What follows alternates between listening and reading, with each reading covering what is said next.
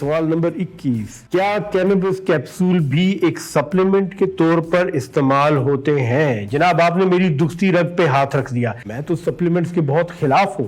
اگر آپ کے جسم میں کسی بھی غذائی عنصر کی کمی نہیں ہے تو سپلیمنٹس مت لیجئے. یہ آپ کی صحت کے لیے خطرناک ہیں اور بعض سپلیمنٹ ایسے ہیں جن سے کینسر کے امکانات بڑھ جاتے ہیں. تو کینابس کو کسی بھی صورت میں سپلیمنٹ کے لیے استعمال مت کیجیے.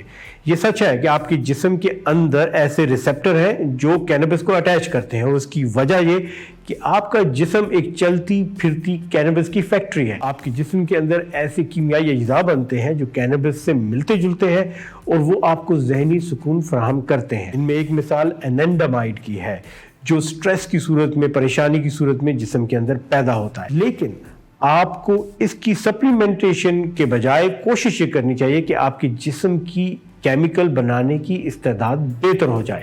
یہ آپ ورزش، خوراک اور کولڈ شاور یعنی ٹھنڈے پانی سے نہا کے بھی حاصل کر سکتے ہیں. اس کے لیے کینابس کیپسولز کی کوئی ضرورت نہیں ہے.